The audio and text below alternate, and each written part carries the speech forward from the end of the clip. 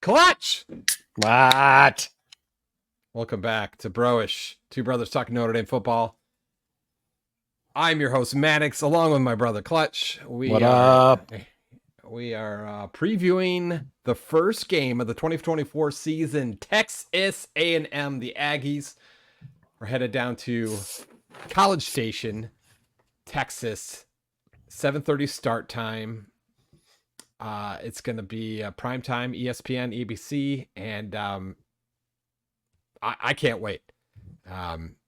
We're obviously recording this podcast a little early in the week. And if you watched any of the college football this past Saturday, you would have seen a big upset, huge upset, field goal at the last second. Georgia Tech upsetting Florida State, two ACC teams. Clutch, you kind of called it though.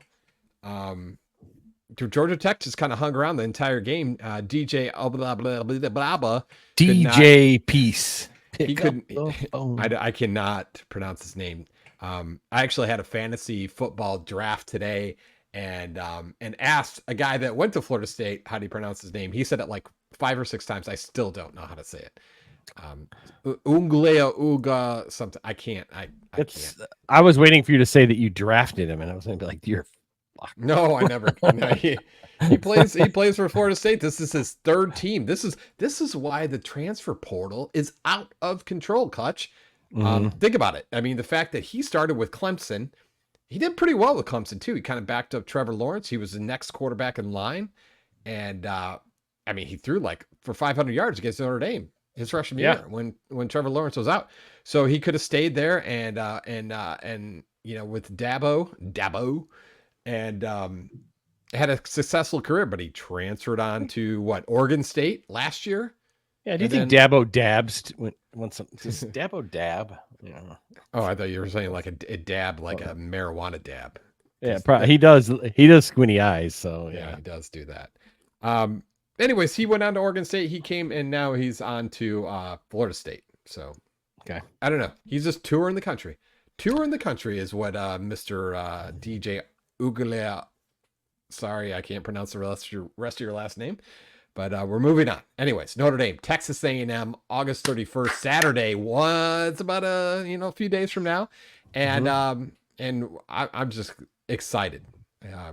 I don't know anything about this Texas A&M team other than they're ranked like 22nd. I think Notre Dame is 7th in both the coaches and the AP poll.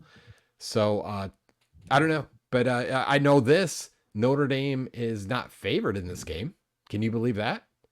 Yeah, of course. That's how everyone rolls with Notre Dame. So it's although I'll be honest, if I had to put the Vegas odds down on this game as well, I don't know a lot what's going to go on with Notre Dame because I'm not paying that close attention to them in the off season. So yeah, I don't know. We'll see. We'll learn about all the new people. I mean, a lot of new people that are going to be on the team. There's a lot of people that were coming off the bench that really didn't play a lot the last couple of seasons. So what do we got? Price and Love, right? Yeah, we'll talk about that in a minute. We're going to talk. We're going to finish actually talk about some stuff that we really didn't get into last week. Which last week was just kind of what happened, during the off season, and it was a really crappy episode. But you want to listen to it, go ahead. But I was not prepared. I feel a little bit more prepared today, and it's going to be a shorter show. Let's talk about the new Notre Dame play-by-play, because we got a new play-by-play commentator for not only the TV side of things, the broadcast side of things on NBC, but also for the radio, which, I don't know. That's going to be who's the play-by, I forget his name. That was the play-by-play guy. And he had been for a long time. He's been around for a long time.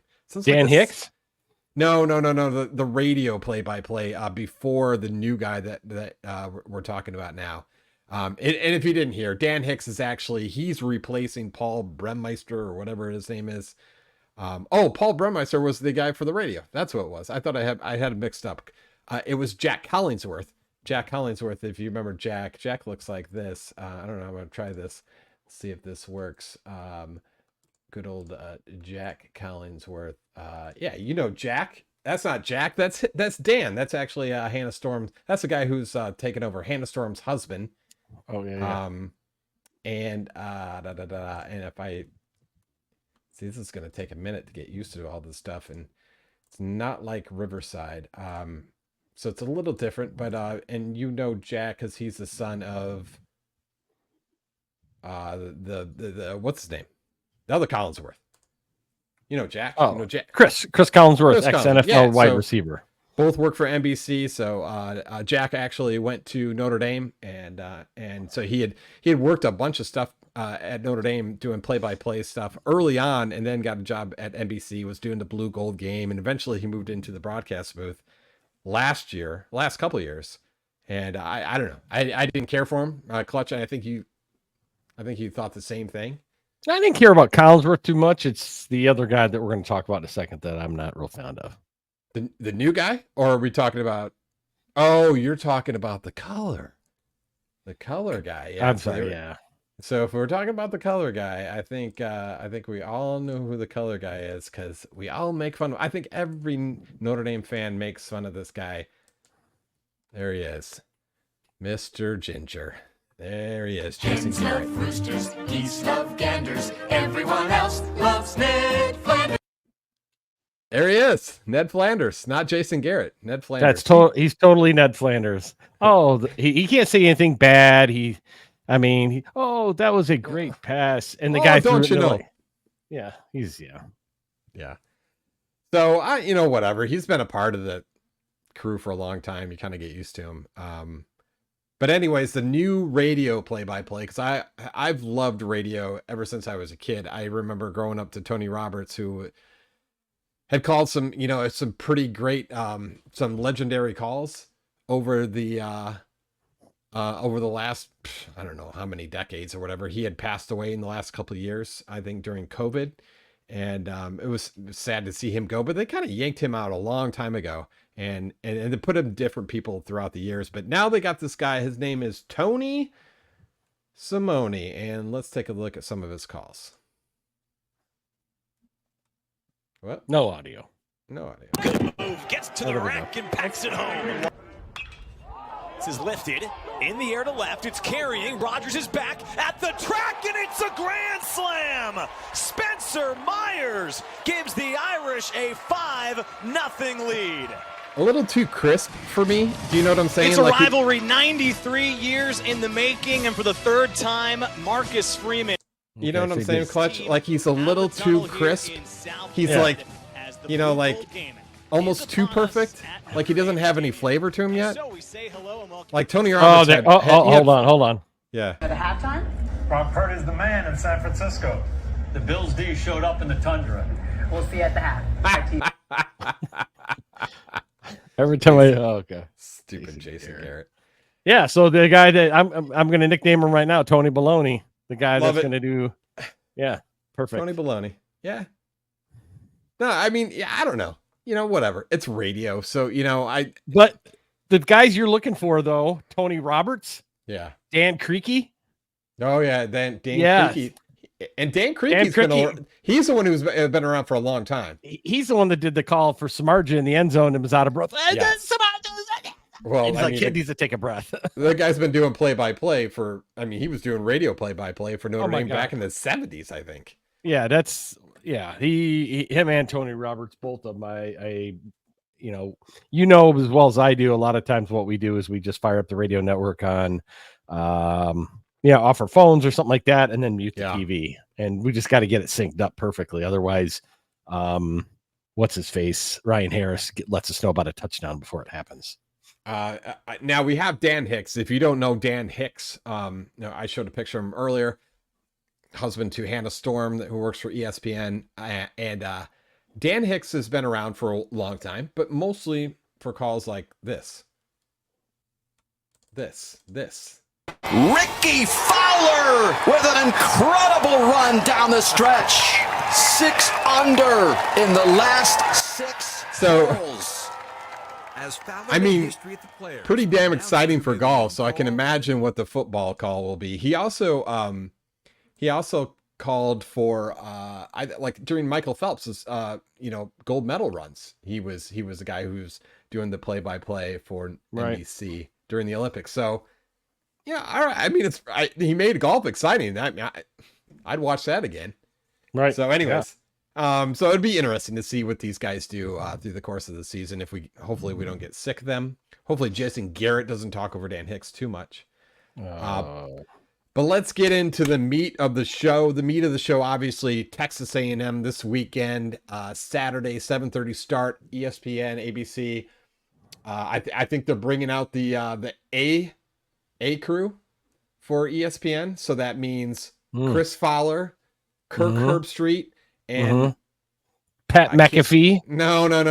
It's the blonde-haired woman or whatever for as a sideline reporter. Damn it, I forgot her name. Oh, you mean during the color commentating? Okay, yeah. She's the A squad. Whatever. What's the A squad? A squad. I know the only thing I know is the A team. ESPN college football. I forget her name. Gotta forget her name. Pull that up. We're gonna watch a Notre. As he pulls that up, does some research. We are gonna do a little Notre Dame A&M hype video.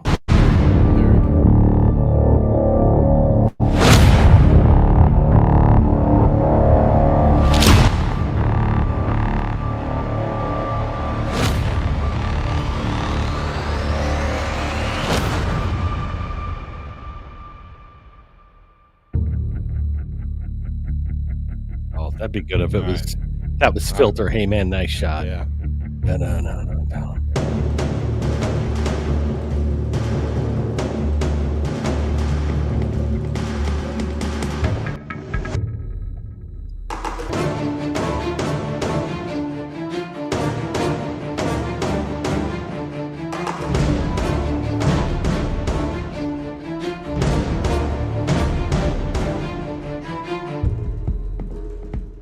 Picked off by Benjamin Morrison.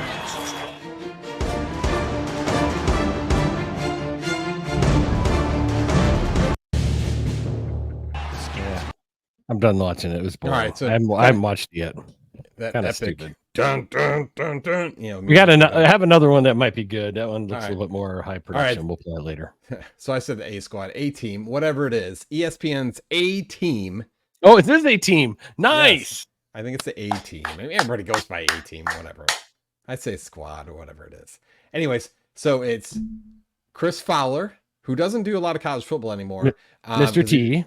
And then Kirk Herbstreit, and then the sideline reporter, right, is going to be none other than, and you probably Come on, you had know all who that she time to is. find it. I know, but I got to go through the tabs. Miss Holly Rowe. So that's their A team, their A squad, or whatever you want to call it. ESPN is Chris Fowler, Kirk Herbstreit, and Holly Rowe. So that'll be an interesting call. And if you get tired of hearing them, just turn the radio down and turn on the stream of the Tony Baloney. Turn the TV down. Actually, I emailed Tony Simone to try to get him on the show this week. I would love to have him on the show this week. But maybe he'll respond and he'll get on the show. But I wanted to get his take. Why is he so crisp? Like it's too crisp. Like I don't have know. a little soul. Don't you need a little soul to the? I don't know, a little flavor.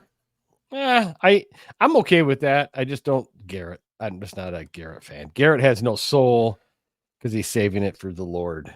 Oh, don't you know these guys are running backs? They really move their legs, and if you see that what they do is they kind of go straight and they try to get a touchdown.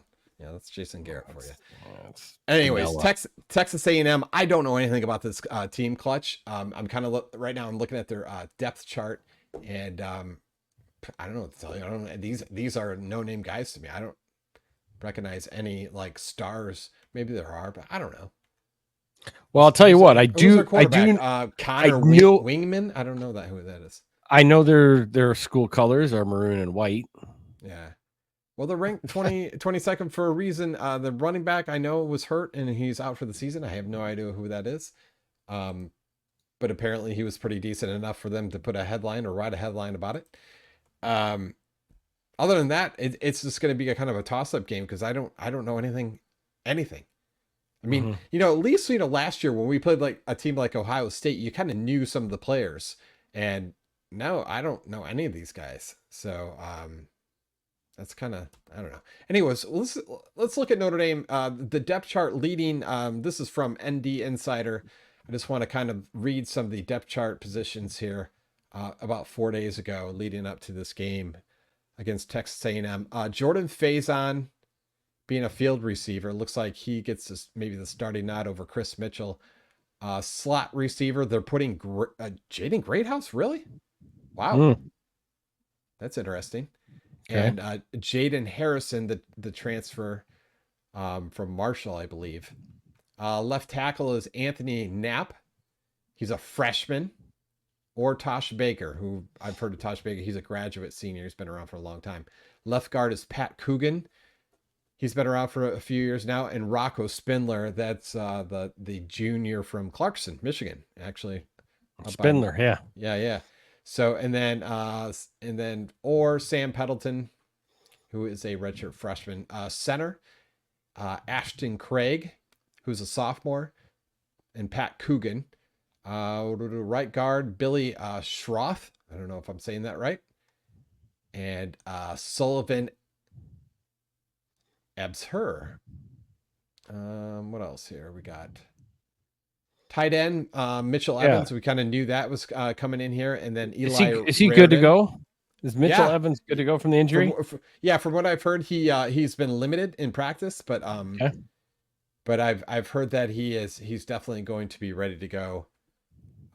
Come next weekend. Did you say Cooper Flanagan? Cooper Flanagan? Where's that at? Who'd you say? You said somebody else. Mitchell Evans and somebody else. No. So tight ends. Mitchell Evans, Eli Raridan, and Cooper or Cooper Flanagan. Yeah. Freshman. Yeah. 6'6", 257. Huge guy. He's sophomore. Yeah. No, he's a freshman. That's what they. I'm looking at UND's site, and it says he's a sophomore. Well, then, ND Insider, you need to fix your stuff. Retract it. Fix your shit, ND Insider. All right, boundary wide receiver Jaden Thomas, been around for a long time. Big guy, 6'2", 218. Bo Collins, the transfer. Bo Collins, yep, from Clemson. Quarterback Riley Leonard, obviously the transfer from Duke. And Steve Peanut Butter and Jelly, the red shirt sophomore. What does it say on ND site? For Steve and Jelly. Yeah. Junior sophomore. So what is red shirt sophomore? What does that mean? So I don't know. That means he's a junior. He's a junior, but he's have sophomore eligibility. That's great. He's like the Ross brothers from freaking basketball. Jesus. All right, running back. Jeremiah Love. We're stacked here right now, except for the fact that Jabron Payne is out for the entire season. What did I say? Jabron Payne? Yeah. Yeah. What happened to him? He fucked up his knee or something. He fucked way back, and so he's out for the season. Pain. So no Pain and Love. Damn it. So we have Love. Just as Jeremiah Love's right. No, here. I mean just no Pain and Love. Pain and Love is it's kind of like right. Like a little rhyme play with words, but yeah. Love and Pain. Love and Pain. And Jadarian Price. Yep. Who is, I think, also one of our kickoff returners.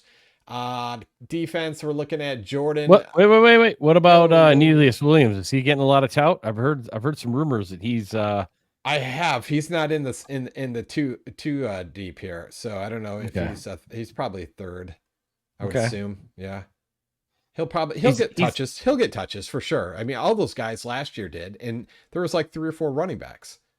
So I mean, Marcus Freeman's gonna get it in his hands. We'll be good. Look at this one guy. I don't even know this guy. He's a freshman from Texas. Kedron Young. Have you heard of him? Mm-mm. He's 6 foot. Running back. As a running back. Oh, 6 foot 229. He's the biggest running back we got. Yeah, it's a big boy. Wow. Yeah. That's a big dude. He's either fat or he's got some muscle. Yeah, that's I'm gonna have to look him up. All right, that's homework for later. All right, go on. Continue on, sir. All right, so Viper defensive end, Jordan Patello. He's a graduate senior. He's been around for a long time, a lot of experience there. And then Bubakar Trory? I don't know. I'm not going to try to say it. Triori or something like that. He's a redshirt freshman. Defensive tackle Riley Mills, senior. He's been around for a long time. Jason Onye is a redshirt junior. He's been here for a minute. Nose tackle, the possible All-American Howard Cross III is as a graduate senior, and Donovan Hinich, who is also I think he's the brother of Kurt Hinich from the old nose tackle from back in the day. And he's a junior. You can back him up at nose tackle. And this one, too. Defensive end, RJ Oben, the transfer from Duke. He's a graduate senior. And Joshua Burnham, he's a redshirt sophomore. Will linebacker Jack Kaiser has been around long time. Jack Kaiser's getting a lot of praise already for like preseason nods as maybe a, top linebacker in college football. And then Preston Zinter, who's a sophomore. Mike linebacker Drake Bowen, who's a sophomore, and then Kingston Villamu Asa, maybe he's a freshman. Rover, we're at Jalen Sneed, who's a redshirt sophomore, and Jaden Asbury, the redshirt freshman. Boundary quarterback Benjamin Morrison, the All-American, and a freshman who's been getting a lot of write-ups here is Leonard Moore. And even Ben Morrison, I said this last week, Ben Morrison actually said some good things about him. So it's, the mentorship is building here, and the glue is definitely sticking, and these guys are learning from their mentors. So strong safety, Xavier Watts, X gonna give it to you. And he's looking at another probably defensive player of the year if he can keep it up like he did last year. Free safety, Adon Schuler maybe, and Rod Hurd. Cornerback Christian Gray and Jaden Mickey. Nickelback Jordan Clark and Rod Hurd. So kickoff returns Mike Jeter and Zach Yoakum.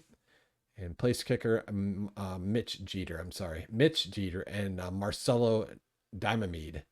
Punter James Rendell and Eric Goins. Long snapper is Rhino Montefort.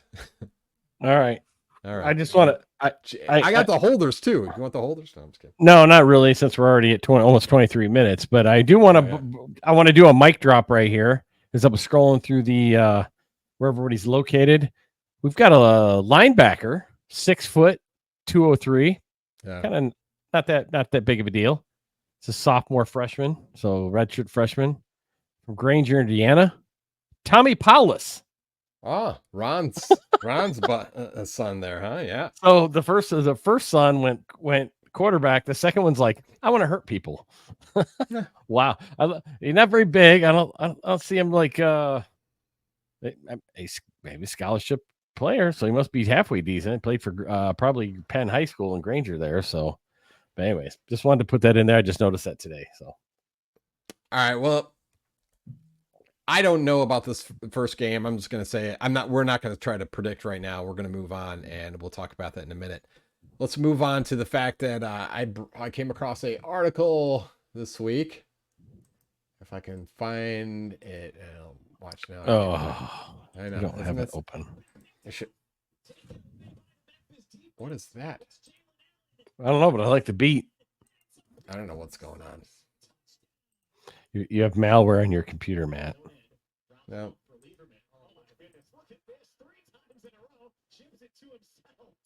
Huh. There we go. Wow. Find the article? No. Oh, shit. Here we go again. Anyways, no, I am lost. I am so lost in this. All right, let's just skip that. We'll skip that and we'll talk about that. Talk about that next show, maybe. We're talking about it right now, and I'm going to tell you what. They were part of a podcast, Clutch. Damn it. Right? Okay, we got to move on. We got to move on here. Have you heard of this podcast, Clutch? We got 4 minutes left, bro. I know. This podcast right here, the triple option. No, I have not. Mark Ingram, Meyer, Stone. Yeah. So Yeah. these guys basically, Urban Meyer came in and said, what the hell is Notre Dame doing? Over the last 3 years, they have recruited a 1-year quarterback, Jack Cohn, Sam Hartman, and now Riley Leonard. What is Notre Dame doing? He's basically saying, whatever happened to the days when you develop a quarterback? And I think Notre Dame is actually trying to develop a quarterback right now. And who they're trying to develop, I believe, is CJ Carr. And it's probably kind of the most talked about thing in recruiting right now is the fact that Deuce Knight is probably going to drop his commitment if he hasn't already by the time this podcast airs, and dropped his commitment to Notre Dame and commit to Auburn. So Notre Dame I think is full blown going after CJ Carr and trying to develop him. And I would presume that he would be the starting quarterback next year. Riley Leonard will play this year. CJ will probably get some reps here and there, but they're basically going to move that direction. They probably won't go to another transfer portal quarterback for a 1-year stint, and just hopefully CJ Carr will be ready to start and produce. Who knows? I don't know. You also got Minchie and Steve Angelis too. So I don't know. A lot of questions. I mean, you say Deuce Knight, McKnight or McDonald's? What is his name? Deuce something? Deuce Knight? Deuce McKnight. Yeah. Deuce McKnight. But I really just keep thinking about the juice. That's all I think about. You guys got any juice today? Feel like a cooler. Juice. Blame it on my jeweler. Classic. All right. Classic. All right, here, let's move on to the prediction part. 2-minute predictions. Wrap this thing up, and Clutch. It's not a gimme. Obviously, Notre Dame is not favored in this game. You got to consider the 12th man, which is, I guess, Texas A&M's way of saying, hey, look, we got rowdy fans. I don't know. I don't know. Primetime game. A lot of pressure on Notre Dame. Maybe not so much Texas A&M. Maybe that's why they're favored a little bit. I don't know. Clutch, what do you think?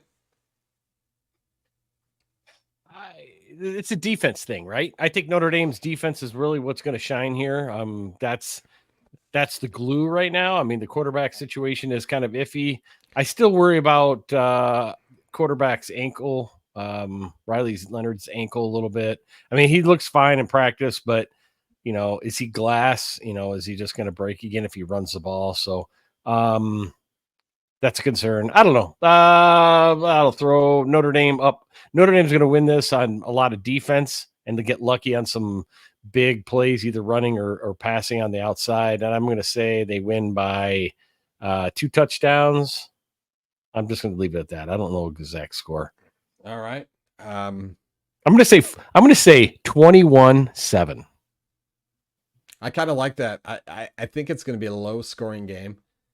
I think people are going to think that Notre Dame's going to come out and they're going to produce points right away with Riley Leonard. I don't think that happens right away. I think he does kind of produce some momentum, I guess, in the late part of the game when Notre Dame's kind of struggled in the first half. And I think in the second half, Riley Leonard is actually the guy who actually scores the first touchdown and puts them ahead somehow. They end up winning 13-7. Very low scoring game. Yeah. Ooh, that's even more. That's a weird one. I think Notre Dame 13-7. 13-7. You want to do like a 15-7, like a real weird, throw a little, I don't know. Who knows? I mean, that's, yeah. Anyways, first game of the year. Like I said earlier in this podcast, look at Florida State. Look what happened to them. Look, got beat by Georgia Tech. They were the 10th team in the country. That's why these predictions or these polls or whatever to start everything out they're not always accurate. So anyways, Clutch, thank you so much. I appreciate it. Thanks for joining us for another episode of Broish. Next week, we'll talk to somebody who's actually at the Texas A&M game. Malone with a punt and almost blocked. Gets it upfield. Zibikowski looking for a block. Cuts to the right to the 40. Gets a block. Gets to the 45, 50. Up to the 45, 40, 30. One man to beat. 20, 15, 10. He's done to the 5. Touchdown Irish.